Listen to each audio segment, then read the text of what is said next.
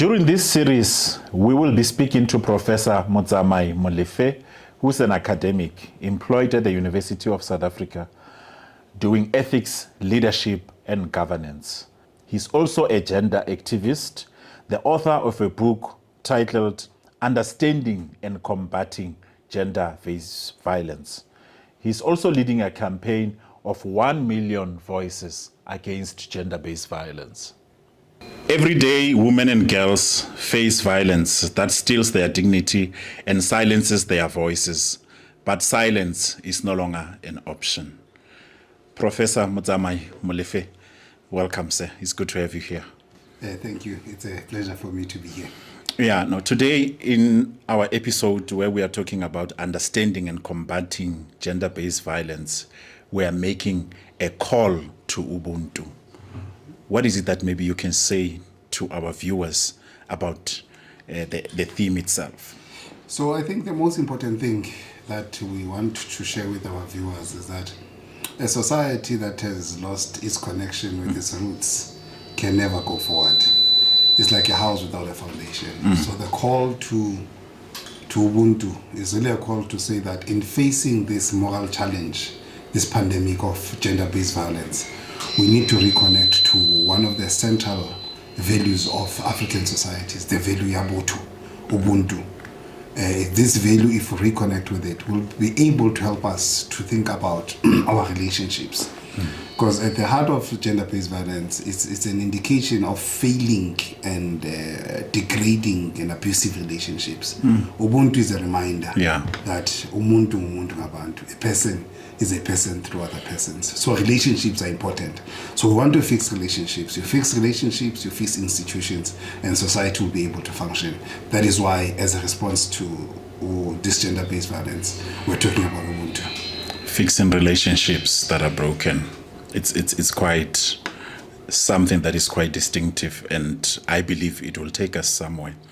But then now, how do we distinguish between sex, the biological, and gender, which is a socially constructed thing that one can refer to? So I suppose in trying to understand what gender-based violence is, we need to understand these basic concepts.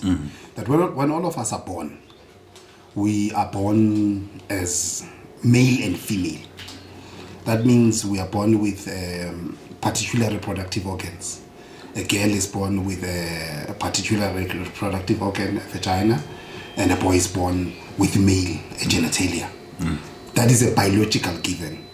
You know, we don't choose that. We're not taught that. When you are born at the hospital, the question the father would ask, is it a boy or a girl? True. It's given. That is sex. But when we talk about gender, we're talking about something completely different. Most importantly, gender is something that we find in the world. And when we find it in the world, it is taught to us. So when we are born, we are males, but we are trained to become boys. When we are born, you are a girl. You are trained to become a girl. And that training comes from society. Right? So when we grow up, we are told that boys play with cars. And the long-term effect of that is that as we become old, as become teenagers and become adults, naturally boys love cars. Yes. And girls are told that the girl must look pretty. And as she grows up, she will learn to take off herself, the upkeep, the makeup, and they're going to love beautiful clothes and all of that. All of that is the gendering process. So it's important to understand this, because in our fight against gender violence, one of the things we need to think about is how are we training boys to become boys? And how are we training girls to become girls? Some of the roles that we learn from society are the root cause of the violence that we're dealing with today. If from a young age we're not treating our young people that they're equal and they're equally important and they must treat each other that way, we create a society that is going to create problems. So I think the gender roles that we teach boys and girls are some of the root causes that we are facing today. But then maybe let's also take it further to say the training boys or teaching boys, to say this is who you are, say doing the very same thing to girls. That role within the family structure, how important is it? I think it's important. I think it's important that we train our young girls and boys. But what we need to ask ourselves, Are we training them to become monsters? Are we training them to become responsible members of society? That's the most important question. Are we training them to realize the responsibility that they have towards each other? Or are we training them to dominate one another? So from a very young age, a young boy is trained to want to dominate a young girl. A young girl is trained that she's a prey, she's going to be pursued. That from that very young age, there's a problem. From a young age, a young man is taught that he must not clean the house.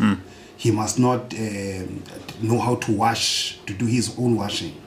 He must not learn how to cook, because all of that is given to a woman. And a woman as well is not taught to learn how to be independent, how to look for money, and how to become a leader. And look at the consequences that you have. When the society then becomes real and the world is changing, a lot of young men who now cannot fund these traditional roles in society, they get frustrated, and to express themselves, they use violence. On the other hand, society says we want women to be leaders, but we didn't train them while they were young. Now society says women are not seen in leadership positions, but we were not preparing them for that.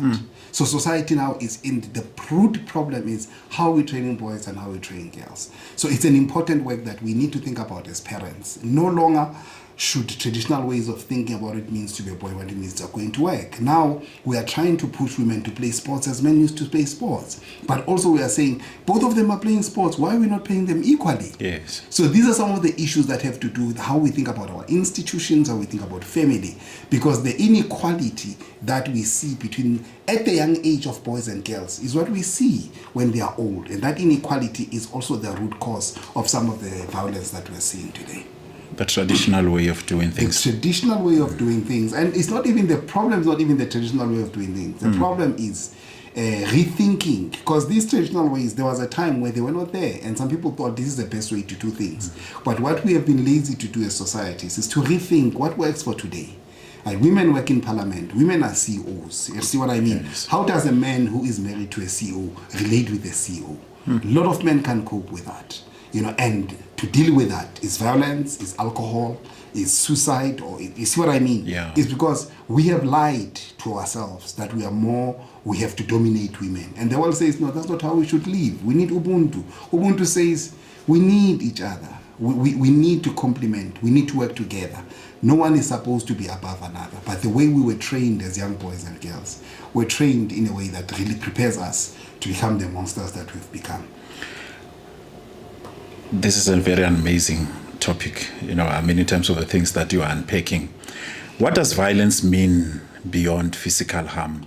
So the most important thing is that there are many ways that we could harm other people. And those ways, they are beyond what we could do. You could kick a person, that is harm. But there are harms that are very, very, very pronounced, but we don't usually think about them, right?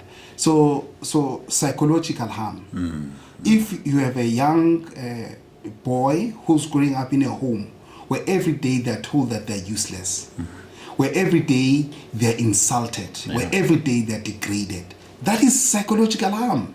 That is psychological abuse. So one of the important harms you must think about is the harms that take a form that is psychological. The humiliation that you subject another person to, humiliation that you subject people to, the intimidation. If somebody is a bully, that is a harm. I mean, you see it in young children when they are afraid. As a parent, you want to take your child, you want to leave them outside at the gate and you want to leave, and the child can't get out of the car. The child is shaking. It's the harm, psychological harm that comes from things like bullying and things like threats. When you're dealing with powerful people and they keep threatening you, right? All of those are various forms of violence that we could think of. Another form of violence is a sexual violence. People can be violated sexually, right? And that can take different forms. When you're walking, people can objectify you. You are dressed beautifully, but they don't see that you are dressed beautifully. All they see is an object for sex. That is a sexual violence, right? And this can take different forms as well, where people can violate you sexually, where somebody can bounce you at the back, or where somebody could give you a hug, but that hug, you can see that it's a very tricky hug. I was very impressed when I went to Japan. So as I was looking at a train, there was a special coach that was written for females only.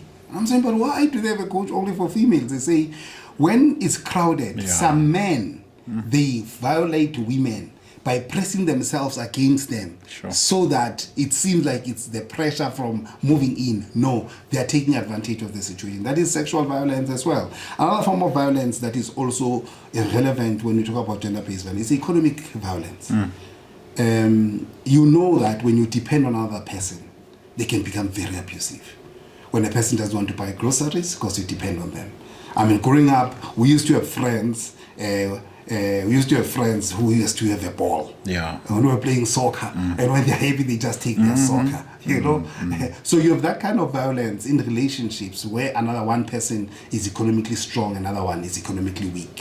Where the one who is strong uses their economy to frustrate and to also cause violence to another. Where you deny them essentials because you want to control them. That's economic violence as well. And then also we can talk of structural violence, and this is very important. This is very important. Structural violence is the violence that has to do with how institutions are organized. And for example, if you create a society where only men become leaders, that is structural violence. It's in the policies, it's in the function of the institutions that women are excluded. That is structural violence. When you create an economy like that of apartheid, only white people get opportunities. That is structural violence. So in other words, the very way that you've structured the economy is such that it excludes black people. In other words, you subject them to poverty, structurally subject them to poverty. That is violence. You exclude them from opportunities to develop their talents. You exclude them from education. You exclude them from using proper amenities in society. So structural violence is another important facet. If you want to think about it in terms of gender-based violence, if you have institutions that are meant to protect women, from the policing to the NPA, but those institutions are not working, that is structural violence. So violence, when we think about gender-based violence, often we think it's a man punching a woman. But what we are trying to do here is that we need to think very complexly, in a complex way about violence. It can take a psychological form, it could take a sexual form, it can take an economic form, and also it can take a structural form. And the structural form is the most important one. I always make an example that look at the structural violence that happens when you stay in Alexandra and somebody stays in Sentin. So for you think it's just a peaceful, no, it's structural violence. Every day you don't have water, you don't have security, you don't have access to opportunities, and right across you, you have people who live in luxury, people who have access to all kinds of resources, and you are supposed to coexist peacefully. So that those kinds of structural violence are continuing. So we really need to think about how do we change, and the change we want is of a structural. We don't want just individuals changing. We also want to change our institutions, want to change our policies, so that our policies create a society where everyone can be safe from structural violence. Yeah, speaking of structural violence, definitely you alluded to institutions on how they are structured. Maybe let's take it to how does institutions like the United Nations, World Health Organization, African Union, inclusive of the South African government, how do you see them defining gender-based violence? So, for example, the United Nations thinks of gender-based violence as violence that is gender targeting. But what they emphasize in this particular definition is the power imbalance. So they say, look, there's a form of gender, there's a form of violence that targets a particular gender, and often it's females. And they say what lies at the heart of it is the power imbalance. And what do they mean by that? They mean often men have more power than women. And because of that power, men tend to use that power to abuse, to degrade and undermine women. So United Nations really emphasizes the power imbalance between men and women. And when you look into the World Health Organization, they include various forms of gender-based violence. They look into the physical, they look into the sexual, they look into the psychological harm or suffering of threats, coercion, and deprivation of liberty. So the United Nations gives a very broad form to say that gender-based violence takes different forms, and they emphasize the physical, the sexual, and psychological harm that it can take. And also they emphasize things like threats, threats, I mean, if you're a woman and you're at work and some people want sexual opportunities from you, and if you don't give them, they threaten your livelihood. That is sexual gender-based violence, right? Coercion.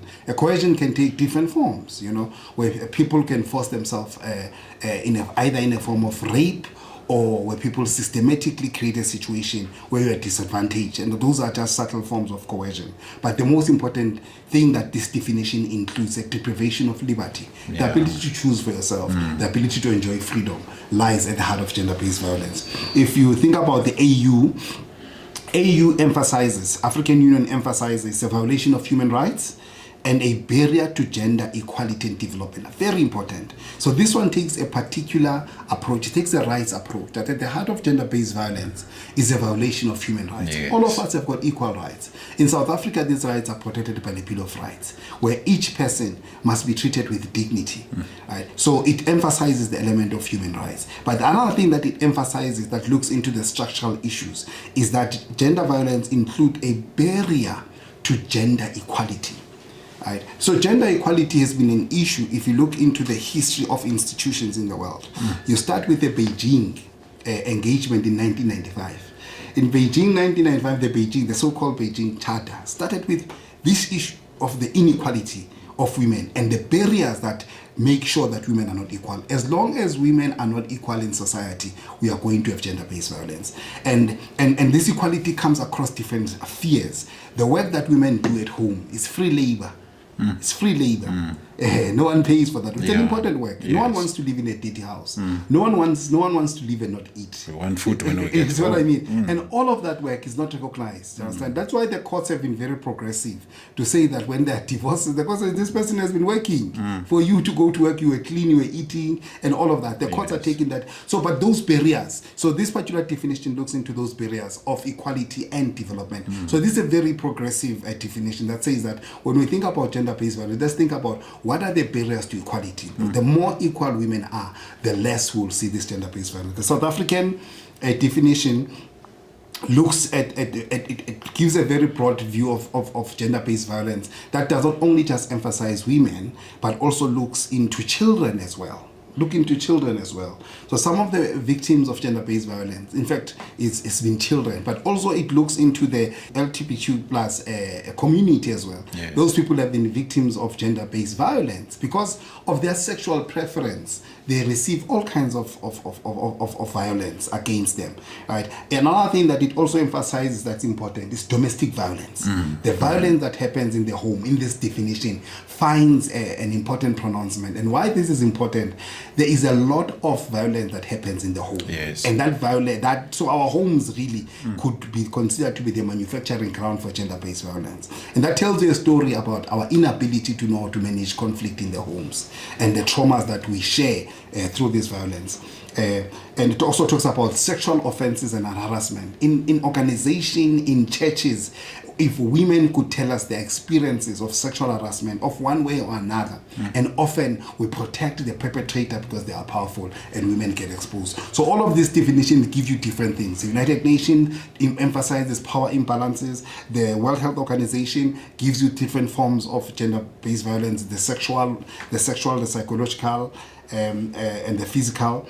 The African Union emphasizes structural issues, barriers to women equality and development, and the South African government also emphasizes the domestic violence as really a breeding ground for this gender-based violence. So when you look into all of these institutions and look, all of them are dealing with one problem, but they give us different lenses through which to think about gender-based violence, because it's a serious issue that's not only affecting South Africa or Southern Africa or Africa, it's a global issue.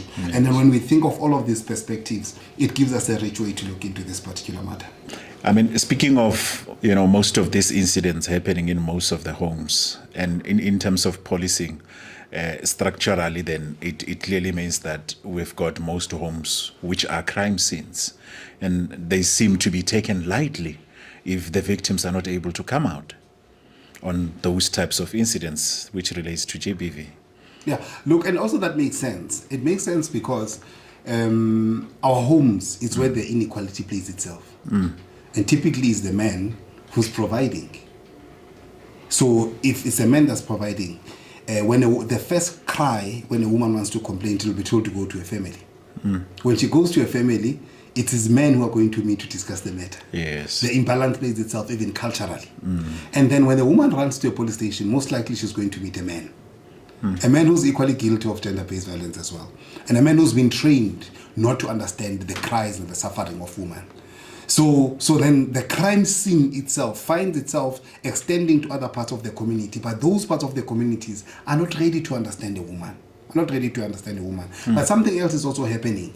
As a woman goes to all of these places to look for help, yes, she now has to retell the story. When she retells the story, re-traumatization happens. And then this re-traumatization then becomes a site for humiliation.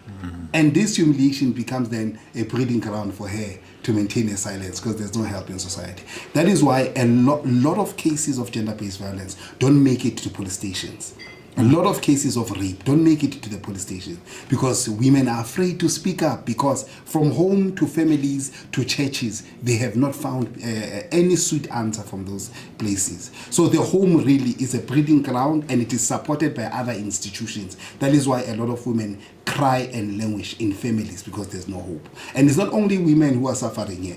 The children are also observing this gender-based violence. And not only as they are victims as well, but also they are also being taught, the young boys are taught that violence is the best way to deal. So not only are we doing gender-based violence, but we're also preparing the future young boys to also know that violence is a way to deal with that.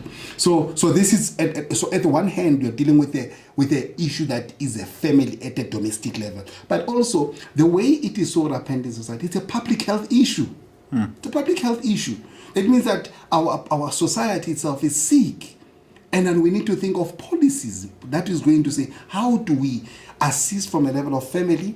How do we intervene at the level of culture? And by culture here, I mean from school, I mean churches, I mean workplaces, and I mean the police stations, I mean the judiciary, so that we find a solution. And also I'm talking about hospitals, because some of these people have to go to hospitals. Yes. So we really need to think of a holistic approach. But homes is where much of this is happening. Okay. Where does GBV disproportionately affect women and girls? At the heart of it, it's patriarchy. There's this thing we call patriarchy. Patriarchy is really an ideology that runs through our culture. Right, so it affects both men and women. Patriarchy says to a man, you must always be strong. Don't cry. So man is taught to suppress his feelings. Taught to suppress his feelings. And now you can understand the battlefield that's happening inside of a man that is not talking. Because everything is here. Inside, everything is here. He is bearing the trauma alone. And then when he talks, he is weak. So the toxicity that's going on inside an average man. And number two, the man is not only told to keep this thing, he's told to be strong. He's told to be strong. And on top of that, the man is told that this is a man's world. This is a man's world, right? So he's told that he must dominate. Not only must he dominate not only nature, he must also dominate women, right? So if you have a man like that, packaged like that, who does not know how to deal with his emotions, who, when he finds himself, when he has to relate with a woman, he has to dominate a woman. So you've got the seeds for a crisis. Now imagine this man unemployed and he wants to dominate. Imagine this man having a discussion or a debate with a woman, and the woman is debating with this man. Yeah. And this man doesn't want to be weak, because when he's being questioned, he thinks he's being weak. So at a very cultural level, this toxic masculinity lies at the heart of it, where men, the way we train men to be men is really a problem. Over and above that, our side says this man has also paid lobola. He feels like not only, he feels like he owns now this woman. I've paid lobola. Right? So we need to deal with how men think about the meaning of lobola. Is it us buying a person? Or if we use Ubuntu, is it us building a relationship between families? A lot of us think that it's a way of owning another person. So we think you're going to Sentin to buy a person so that you can own them. Right? So at the patriarchal level, there's a serious problem. The way we raise men, and also what our culture teaches us about this thing. Another thing that is also, I've also mentioned about the causes, this inequality. This inequality. On average, people who are most affected by poverty is women. And those women have got a color, they're black. So this person is poor and this person is black and is poor and has to depend on this person who's got toxic masculinity. There, you've got your answer. So we really need to think about how we raise men. Number two, we need to accelerate the growth of women to address the inequality. And number three, we need to look into our culture. What is it that our culture, or how we are abusing our culture, so that is what is happening here. I like that part about the lobola part, to say it's not owning. You went back to the issue of Ubuntu, uniting the two families. It's really relationships. It's really something that's but quite most important. Not just building relationships, it's building communities. Gender-based violence is destroying communities. Communities where there's trust, communities where there's dignity, community where there's harmony. That's what Ubuntu is about. Yes. Where we are able to live together. But so that's why we really need to think. And this issue of owning, I hope we can come back to it when we engage. We need to talk about. It's one of the big problems. It's one of the big problems where some people believe I own you. The minute a woman says yes, I own you. It's one of the big issues, and it's rooted deeply in our culture. So women are affected disproportionately precisely because of the very structures of imbalance, the way our culture positions and women. So when the court recently said men can take women's surnames, that was a cultural shock to us. That was a cultural shock to us. But I thought this is a move in the right direction. It's a move in the right direction of saying how do we challenge this dominance of men? How do we challenge this dominance of men? How do we challenge this dominance of men? And I thought the moment we can touch some of these things of culture and play with them, and play with them so that we can really create equality, Ultimately, it does not matter what surname you use. What people care about ultimately is living peacefully in the world. That's what ultimately matters, right? But but when we put the surnames and we put power in those surnames, we put I own you in those surnames, then those surnames are used as a form of slavery. They're not used to liberate people. They're not used, because when we used to do that in African cultures, we're doing that so that we're growing the family, we're building community. But it was not meant to be a form of ownership and slavery. So when the court hit hard at that, the court was saying, you have been abusing culture. And because you have been abusing culture, we're going to dismantle culture so that we come with a new culture. Because as men, we're abusing these rights and entitlements that we have. As we conclude, what forms of GBV does exist? I mean, so I know you touched a couple of number of them, but maybe just to unpack a few. So maybe let me start with the common one, the physical one, the beating, the strangling, femicide, the killing of women. So that is the physical one. The psychological one, the insulting, the gaslighting of women, the calling of names. And all of that is psychological. When a woman is passing, you do that whistle, catwalking. All of those are forms of gender-based violence. And as men, we've got a responsibility to stop doing that and also encourage other men to stop that. So psychological gender-based violence. So why this is important? Because this tends to escape our attention. Because a woman every day, she can be psychologically abused, called all kinds of names, told how ugly she is. And all of that is abuse and gender-based violence. And because no one was beaten, no one tends to see it. But the person is scarred psychologically. Yes. They've lost all their confidence, right? So that's a psychological or emotional gender-based violence. The sexual one. Look, the sexual one is a major issue. The issue of sexual harassment at work was frustrated when, and this for us as men, we need to hold ourselves responsible. I'm an academic, I work at the university, I stand in front of students, and that position gives me power. It gives me power. And there are young girls who are very young, and it's easy for us to take advantage of those people because of our positions. Yeah. And that is sexual gender-based violence. There are some of us who sit in very powerful government departments, and in those government departments, we have to give young people internships, we have to give them jobs. Yes. And then often, before women can get jobs, they have to get sex for job. That is sexual gender-based violence. It is happening across the continent. It's happening across the world. It's one of the most evil things I've ever seen that is happening. And it is done by us men who are doing that. So that is sexual gender-based violence. Rape is part of that as well. Sexual gender-based violence.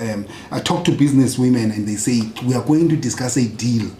And somehow, before I get this deal, I must also go through a bed. There must be an exchange. There must be an exchange, right? It's a psychology that is there amongst us as men, and we need to really confront ourselves and say, how could we do this to our sisters and mothers and daughters?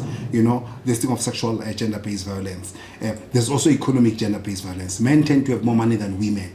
Right? And this culture manifests itself in different ways. You find this culture, the blesser. That culture, the blesser, is based exactly on this thing of economic gender-based violence. You are much older, you've been working for a long time, you've been able to accumulate a lot of money. South Africa has got a very high unemployment rate, and South Africa has got a very high level of poverty. I was shocked when I saw that Gauteng has about 25% of people living in poverty. And a majority of them are women and girls. And then you take your economic strength and you use it to that's a form of it. But in the homes, that's where it happens then. The woman depends on the man, and the man uses his economic strength to abuse a woman. You deny her clothes, you deny her makeup, just because you want to be in control. You want to tell her who she can keep as friends. All of those because she depends on you. And she can't leave because she depends on you. She takes you to prison, now she's going to suffer. It is catch-22 for her. So that is another form of gender-based violence, but the cultural one, gender-based violence, and also the structural one. What opportunities do we create for young girls and for women in the world? So that's a structural form of violence. For a woman to become a CEO, what must she give up that a man does not have to give up? You see what I mean? So those are the cultural forms of gender-based violence that we must think about. Creating equal access to education, creating equal access to opportunities. The pay difference between men and women has been shocking. All of those are forms of gender-based violence that happen at the structural level. And as a society, I mean, the plea is this. Let's open our eyes to be mindful of the physical, the sexual, emotional, economic, cultural, and structural gender-based violence. Thank you so much, Professor Molefe, for taking us through understanding and combating gender-based violence, a call to Ubuntu. Until we meet again in the next episode.